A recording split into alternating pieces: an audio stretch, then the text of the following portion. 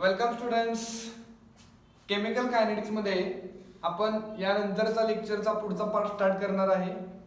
टॉपिकचं नाव लिहिलेलं आहे बघा. केमिकल कायनेटिक्स मध्ये याच्या अगोदर आपण काय काय बघितलं तर इंट्रोडक्शन बघितली, टाइप्स ऑफ रिॲक्शन बघितल्या, फास्ट रिॲक्शन असेल, स्लो रिॲक्शन, मॉडरेट रिॲक्शन असेल. त्यानंतर as time passes concentration of reactant goes on decreasing आणि concentration of product goes on increasing हे पण आपण बघितलं. त्यांचे दोन ग्राफ ड्रॉ केले. रेट ऑफ रिॲक्शनची आपण इंट्रोडक्शन पण पाहिली होती. रेट ऑफ रिॲक्शन काय होते तुम्हाला माहितीच आहे. Change in concentration of reactant आणि change in concentration of product with respect to time यालाच आपण काय म्हणतो रेट ऑफ रिॲक्शन. त्याचे दोन टाइप्स बघितले, average rate, instantaneous rate. Average rate मध्ये आपण काय केलं, ॲव्हरेज रेट मध्ये आपण एक टाइम इंटरवल कन्सिडर केला. त्या टाइम इंटरवल मध्ये चेंज जो आहे तो change divided by time interval म्हणजे ॲव्हरेज रेट. इन्स्टंटेनियस रेट मध्ये काय होतं, इन्स्टंटेनियस रेट आणि ॲव्हरेज रेट मध्ये डिफरन्स काय होता तर आपण त्या पर्टिक्युलर गिवन टाइमला त्या इन्स्टंटला आपला चेंज किती आहे कॉन्सन्ट्रेशन मधला, मग तो रिॲक्टंट असू दे किंवा प्रोडक्ट असू दे, तो change at a particular given instant म्हणजे इन्स्टंटेनियस रेट. ग्राफिकली तो कसा कॅल्क्युलेट करायचा आपण पाहिलं होतं. कर्व ड्रॉ केला, टँजंट ड्रॉ केली, टँजंटचा आपण स्लोप घेतला आणि आपल्याला इन्स्टंटेनियस रेट मिळाला. आता यानंतरची जर्नी आपण पुढे कंटिन्यू करूया. हेडिंग आहे रेट ऑफ रिॲक्शन. ओके, आता मी एक रिॲक्शन लिहिलेली आहे बघा. Nitrogen gas plus hydrogen gas it gives NH3 gas. Reaction balance करूया. इथं दोन नायट्रोजन आहेत म्हणजे इथं दोन नायट्रोजन लिहा. 2 × 3 6 हायड्रोजन म्हणजे इथं 3 हायड्रोजन असले आपण. Okay, this is the balance of the chemical reaction. या रिॲक्शन मध्ये काय झालेलं आहे, नायट्रोजन आणि हायड्रोजनचं कॉम्बिनेशन झालेलं आहे आणि अमोनियाच्या फॉर्मेशनची रिॲक्शन आहे. मग मला काय लिहायचं आहे, इथं रिॲक्टंट कोण कोण आहेत तर नायट्रोजन आणि हायड्रोजन हे दोन रिॲक्टंट आहेत आणि NH3 कोण आहे, प्रोडक्ट आहे. आपण काय बघितलेलं आहे, as time passes concentration of reactant decreases. मग त्याला आपण असा एक वर्ड वापरूया का, रिॲक्टंटचं कॉन्सन्ट्रेशन डिक्रीज होतंय म्हणजे रिॲक्टंटचं कॉन्सन्ट्रेशन काय होतंय, कन्झ्युम होतंय. काय होतंय, कन्झ्युम. म्हणजे इथं मी नायट्रोजनचं जे कन्झम्पशन असेल त्याला मी असं म्हणू का, rate of consumption of nitrogen और रेट ऑफ डिसअपिअरन्स ऑफ नायट्रोजन. म्हणजे दोन टर्म मी यूज केल्या. कोणत्या कोणत्या, एक कन्झम्पशनची टर्म आणि डिसअपिअरन्सची टर्म. इथं लिहिणार आहे मी, इथं लिहितो मी कोणती टर्म वापरली, कन्झम्पशन, और दुसरी टर्म कोणती होती, डिसअपिअरन्स. आता या कशासाठी आपल्याला बघायचं, कारण प्रॉब्लेम सॉल्व्ह करत असताना या दोन टर्मला आपल्याला येणार आहे, दोन टर्म आपल्याला बघायला मिळणार आहेत. मग कन्झम्पशन असेल किंवा डिसअपिअरन्स या दोन टर्म कोणासाठी असणार आहेत तर फॉर रिॲक्टंट. म्हणजे रिॲक्टंट साठी या दोन टर्म वापरा. मग हा जो NH3 आहे अमोनिया तो इथं फॉर्म झालेला आहे या दोघांच्या कॉम्बिनेशन मधून. मग त्याच्यासाठी मी नवीन टर्म एक वापरू का, फॉर्मेशन. काय वापरणार आहे हे, फॉर्मेशन. और डिसअपिअरन्सच्या ठिकाणी काय लिहिणार, अपीअरन्स. काय लिहिणार, अपीअरन्स. म्हणजे फॉर्मेशन किंवा अपीअरन्स हे दोन टर्म कोणासाठी असणार, प्रोडक्ट साठी. मग आता आपल्याला काय लिहायचं आहे, रेट ऑफ कन्झम्पशन. इथं असेल रेट ऑफ कन्झम्पशन आणि इथं असणार आहे रेट ऑफ फॉर्मेशन. या रिॲक्शन मध्ये स्टॉइकियोमेट्री कशी आहे बघा. नायट्रोजनचा इथं 1 मोल आहे, हायड्रोजनचे इथं 3 मोल आहेत आणि NH3 चे इथं 2 मोल आहेत. म्हणजे स्टॉइकियोमेट्री इथं प्रत्येकाची डिफरंट आहे. ओके, मग आता मी काय लिहिणार आहे, rate of consumption of nitrogen आणि rate of consumption of hydrogen. म्हणजे नायट्रोजन कन्झ्युम होण्याचा रेट आणि हायड्रोजन सुद्धा कन्झ्युम होण्याचा रेट हा इक्वल आहे का डिफरंट आहे. ऑब्विसली रिॲक्शन मध्ये काय दिसते ते डिफरंट आहे. काय डिफरंट आहे, नायट्रोजनचा जेव्हा एक मॉलिक्यूल रिॲक्ट होतो तेव्हा हायड्रोजनचे सायमल्टेनियसली 3 मॉलिक्यूल रिॲक्ट होतात. काय कळलं तुम्हाला, हायड्रोजनचा रिॲक्ट होण्याचा म्हणजे कन्झ्युम होण्याचा रेट हा नायट्रोजनच्या रेट पेक्षा 3 टाइम्स न ग्रेटर आहे, 3 टाइम्स न जास्त आहे. मग या दोघांचा मध्ये जो कन्झम्पशनचा रेट असेल तो इक्वल आहे का नाही. मग मी असं लिहिणार ना, rate of consumption of N2 is equal to rate of consumption of hydrogen. हे जर मी असं लिहिलं तर हे करेक्ट आहे का? तर ते करेक्ट नाही, कारण इथं आपल्याला दिसतंय नायट्रोजनचा 1 मोल संपला की हायड्रोजनचे 3 मोल संपतात. दोघांचा कन्झ्युम होण्याचा रेट इक्वल नाही. मग तुम्ही इथं इक्वल कसं लिहिलं?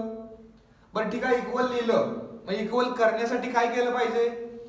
कंझम्पशनचा नायट्रोजनचा रेट आणि कंझम्पशनचा हायड्रोजनचा रेट इक्वल करण्यासाठी इथं नायट्रोजनचे 1 मोल असतील तर इथं पण हायड्रोजनचे 1 मोल पाहिजेत.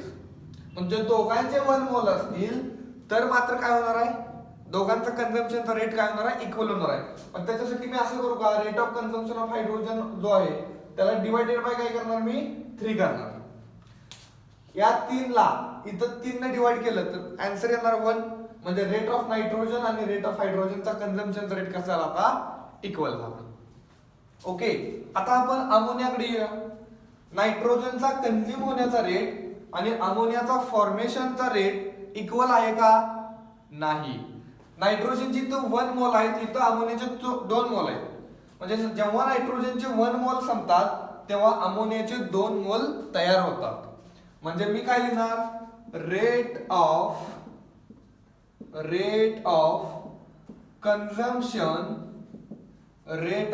Consumption of nitrogen is equal to काय लिहिलं पाहिजे?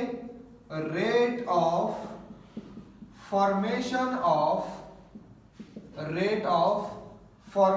ऑफ अमोनिया म्हणजे NH3. दोघांचा रेट इक्वल आहे का? याचा कन्झ्युम होण्याचा आणि याचा फॉर्मेशनचा रेट इक्वल नाही. मग इक्वल करण्यासाठी काय केलं पाहिजे?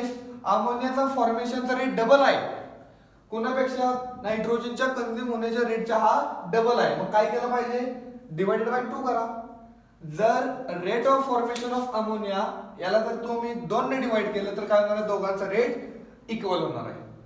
ओके, आता हायड्रोजनच्या भाषेत बोलूया. हायड्रोजनचे 3 मोल जेव्हा संपतात तेव्हा अमोनियाचे 2 मोल तयार होतात. म्हणजे याचे 3 मोल संपले तर त्याचे 2 मोल तयार झाले. याचा कन्झ्युम होण्याचा रेट आणि याचा फॉर्मेशनचा रेट इक्वल आहे का? नाही. याचा कन्झ्युम होण्याचा रेट 3 पटीने आहे तर याचा फॉर्मेशनचा रेट 2 पटीने आहे. म्हणजे मी काय लिहिणार? 3 into rate of consumption of hydrogen, किंवा असं लिहूया आपण सिंपल लँग्वेज मध्ये असं लिहूया. Rate of consumption of hydrogen is equal to काय लिहिणार मी? Rate of formation of NH3. दोघांचा रेट इक्वल आहे का? नाही. मग इक्वल करण्यासाठी काय केलं पाहिजे? कंझम्पशनच्या हायड्रोजनच्या रेटला तुम्ही 3 ने डिवाइड करा. डिवाइड केले की तो 1 येईल. 1 आले की ती स्टॉइकियोमेट्री त्याची 1 झाली. आणि फॉर्मेशनचा जो रेट असेल अमोनियाच्या त्या रेटला तुम्ही 2 ने डिवाइड करा. म्हणजे इथं किती येणार आहे? आन्सर 1 येणार आहे. तर अशा पद्धतीने आपण काय करू शकतो? कंझम्पशनचा रेट आणि फॉर्मेशनचा रेट इक्वल करून लिहू शकतो. ओके, काय लिहू शकतो? कारण कंझम्पशनचा रेट आणि फॉर्मेशनचा रेट इथं इक्वल नाही, कारण स्टॉइकियोमेट्री डिफरंट आहे. मग काय केलं पाहिजे? When stoichiometric coefficient are different then we have to make rate of consumption and rate of formation equal. मग ते इक्वल करण्यासाठी काय केलं? इथं जे 2, इथं 3 आणि इथं 1 ऑलरेडी आहे. हे जे स्टॉइकियोमेट्रिक कोएफिशिएंट आहेत त्यांनी डिवाइड केलं. इथं डिवाइड बाय 3, इथं डिवाइड बाय 2, इथं डिवाइडेड बाय 2, इथं डिवाइडेड बाय 3. ओके, हे लिहून घ्या तुम्ही. आता हे तुम्ही लिहून घेतल्यानंतर आपल्याला काय शिकायचं आहे की कंझम्पशनचा रेटचे एक्सप्रेशन कसं लिहायचं आणि फॉर्मेशनचा रेटचं एक्सप्रेशन कसं लिहायचं. मी हे जरा रफ करतो आता.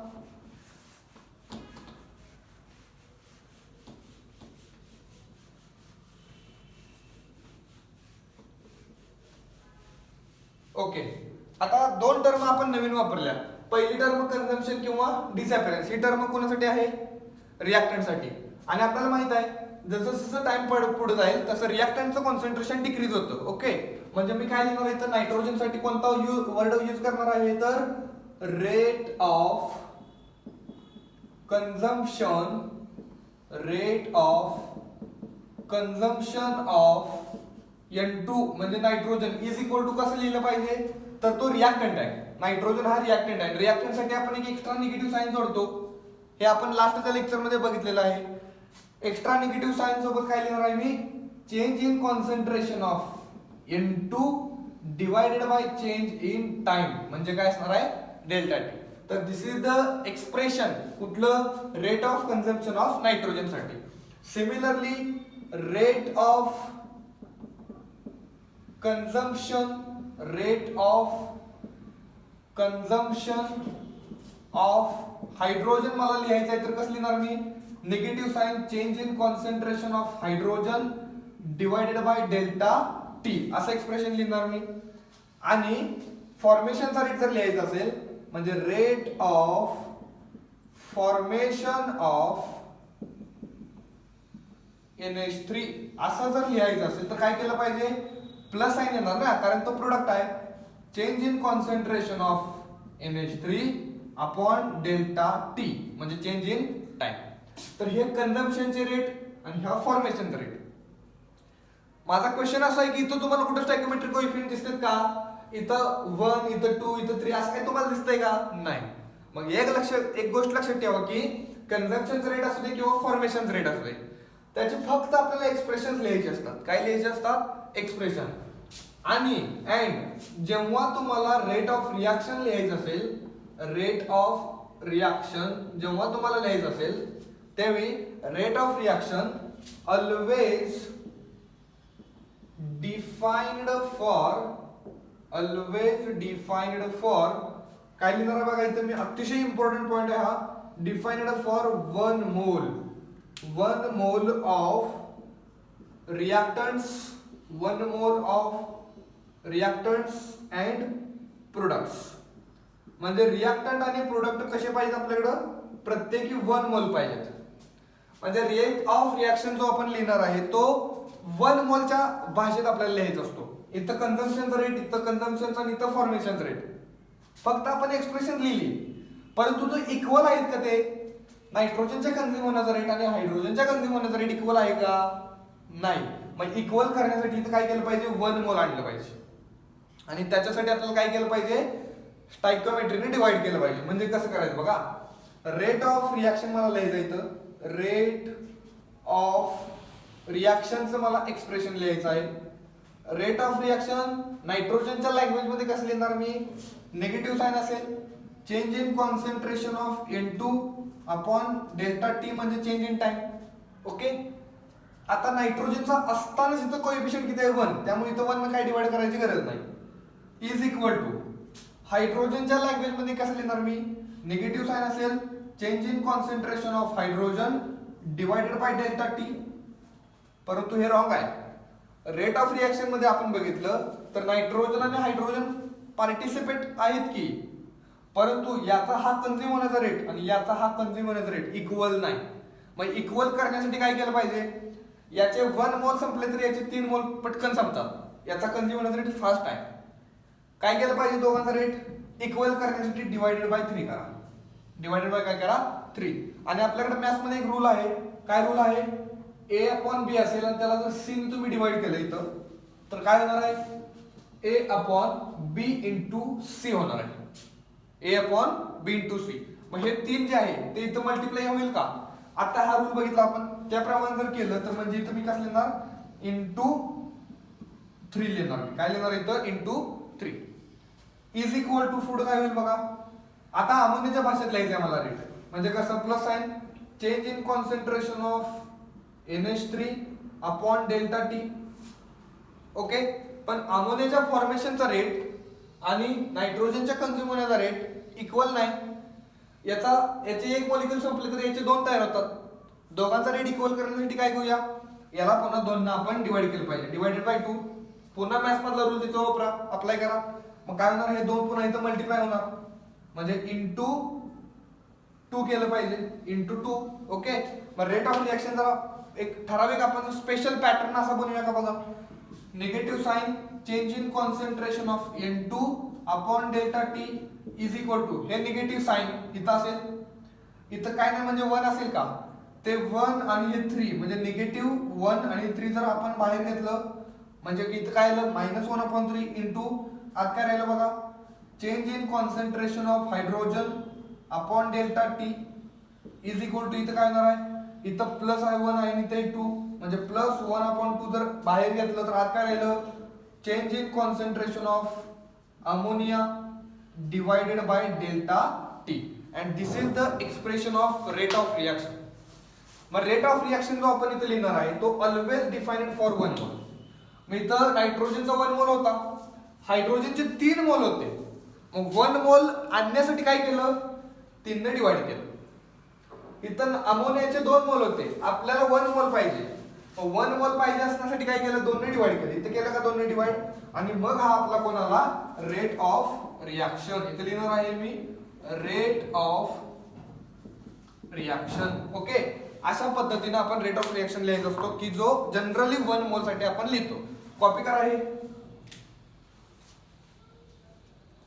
ओके, आता हे लिहून त्यानंतर आपण एक जनरल रिएक्शन बघूया. त्या जनरल रिएक्शन साठी रेट ऑफ रिएक्शन कसा लिहायचा असतो हे बघूया. हे होतं आपण एक एक्झाम्पल द्वारे बघितलं. आता एक आपण जनरल रिएक्शन कन्सिडर करूया.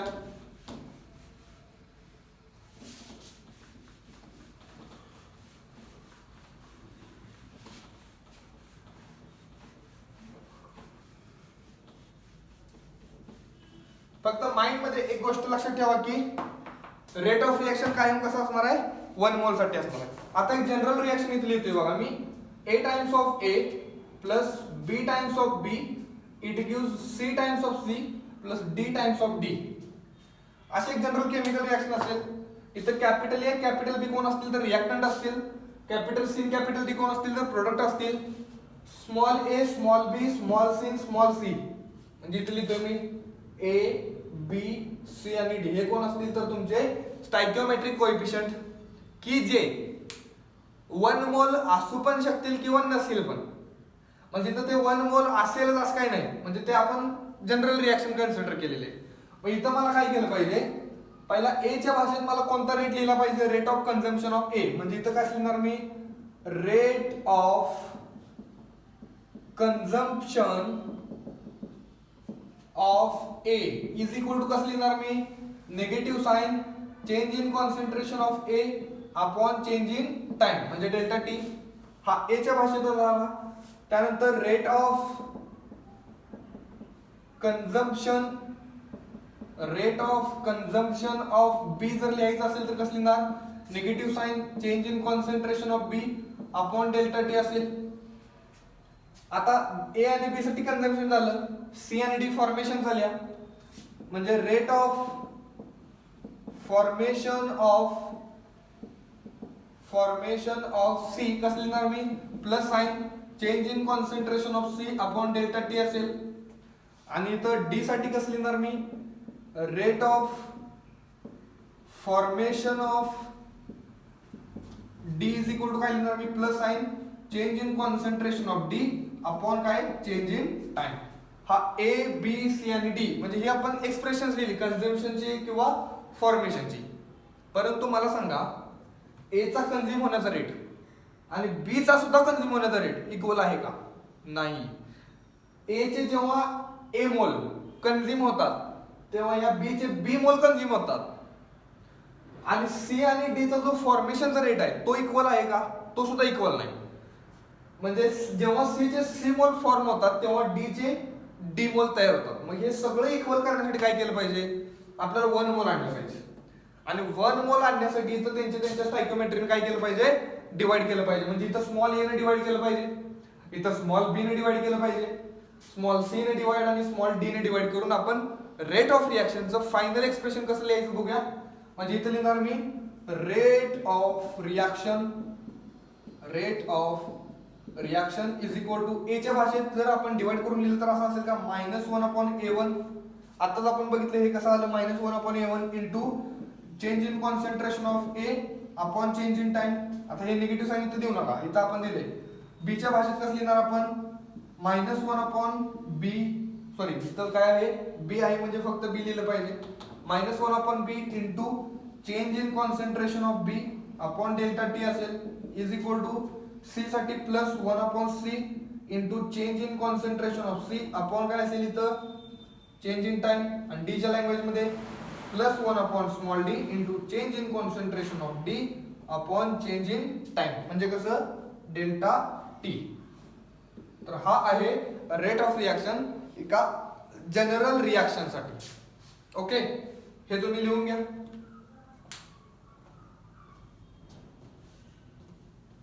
आता हे लिहून घेतल्यानंतर आपल्याला काही प्रॉब्लेम्स बघायचे आहेत. तर हेडिंग लिहा problems based on rate of reaction. मी काही प्रॉब्लेम तुम्हाला देतोय सॉल्व्ह करायला आणि बोर्ड साठी पण हे प्रॉब्लेम इम्पॉर्टंट असतील. शिवाय एक्झाम्स मध्ये जर एमसीक्यू तुम्हाला सॉल्व्ह करायचे असतील तर हा पार्ट तुमचा परफेक्ट पाहिजे. ओके, हेडिंग लिहा problems based on rate of reaction. Okay, त्याच्यामधला पहिला प्रॉब्लेम मला तुम्हाला द्यायचा आहे. एक प्रॉब्लेम लिहून घ्या. क्वेश्चन लिहितोय इथं मी, बरं इकडे लिहायचं म्हणजे दिसेल तुम्हाला. Write the rate expression. Question काय बघा, write the rate expression for the following reaction in terms of rate of consumption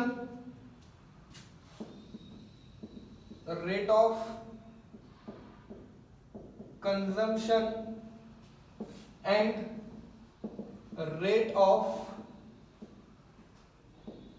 formation. असा आपल्याकडे क्वेश्चन आहे. एक रिॲक्शन आहे बघा, काय रिॲक्शन आहे F2 gas plus 2 times of ClO2 gas it gives काय असेल बघा 2 टाइम्स ऑफ FClO2 गॅस. अशी ही रिॲक्शन आहे. या रिॲक्शन साठी मला काय लिहायचं आहे, एक रेटचं एक्सप्रेशन म्हणजे रेट ऑफ रिॲक्शन लिहायचं आहे आणि रेट ऑफ कन्झम्पशन पण लिहायचं आणि rate of formation. Consumption he term reactant साठी असते आणि रिॲक्टंट म्हटलं की निगेटिव्ह साइन एक्स्ट्रा दिलं पाहिजे. रेट ऑफ फॉर्मेशन प्रोडक्ट साठी असते की जिथं आपण प्लस साइन यूज करतो. पहिल्यांदा आपण काय लिहायचं, आन्सर लिहितोय मी. आता रेट ऑफ कन्झम्पशन लिहा पहिला रिॲक्टंट साठी आणि मग प्रोडक्ट साठी. म्हणजे इथे लिहितोय मी आन्सर. आपण इथून स्टार्ट करूया. रेट ऑफ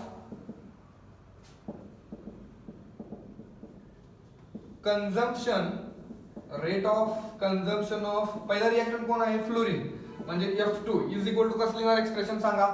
कंजम्पशन म्हटले की निगेटिव्ह साइन आलं आणि change in concentration of F2 upon delta T म्हणजे चेंज इन टाइम. त्यानंतर ClO2 साठी कसं लिहिणार rate of consumption of ClO2 is equal to minus sign change in concentration of ClO2 upon delta T असेल. आणि formation साठी कसं लिहिणार आहे मग तुम्ही रेट ऑफ फॉर्मेशन ऑफ कोणासाठी FClO2 साठी कसं लिहिणार आहे plus sign change in concentration of FClO2 upon काय असणार आहे तर डेल्टा टी. तर हा आहे कंझम्पशनचा रेट आणि हा आहे फॉर्मेशनचा रेट. आता तुम्हाला काय लिहायचं आहे रेटचे एक्सप्रेशन लिहायचं आहे. मग इथे लिहिणार मी रेट ऑफ रिॲक्शन. आता रिॲक्शनचा रेट कसं लिहिला पाहिजे, इथं फ्लोरीनचा कंझ्युम होण्याचा रेट आणि ClO2 चा पण कंझ्युम होण्याचा रेट इक्वल आहे का नाही. मग इक्वल करण्यासाठी काय केलं पाहिजे या रेटला 2 ने डिवाइड केलं पाहिजे. म्हणजे रेट ऑफ कंझम्पशन ऑफ जो ClO2 आहे त्याला तुम्ही इथं 2 ने डिवाइड केलं पाहिजे आणि FClO2 चा जो फॉर्मेशनचा रेट आहे तिथं पण तुम्ही 2 ने डिवाइड केलं पाहिजे. मग ते सगळं करून सांगा मला. इज इक्वल टू कसं लिहिणार आहे मी minus change in concentration of fluorine upon delta T is equal to ClO2 च्या रेटला 2 ने डिवाइड करून मी कसं लिहिणार -1/2 into change in concentration of ClO2 upon delta T is equal to FClO2 च्या फॉर्मेशनला मी काय केलं पाहिजे +1/2 ने डिवाइड केलं पाहिजे into change in concentration of FClO2 upon change in time. Okay, तर हे होतं प्रॉब्लेम. कसा प्रॉब्लेम सॉल्व्ह करायचा, किती सोपा प्रॉब्लेम आहे बघा. रेट ऑफ कन्झम्पशन लिहिता आला पाहिजे, रेट ऑफ फॉर्मेशन लिहिता आला पाहिजे, रेट ऑफ रिएक्शन लिहिता आला पाहिजे. कन्झम्पशन आणि फॉर्मेशनची एक्सप्रेशन लिहित असताना स्टॉइकियोमेट्री लिहायची गरज नाही. आपल्याला जस्ट फक्त एक्सप्रेस करायचं असतं की ते कसं एक्सप्रेशन लिहायची.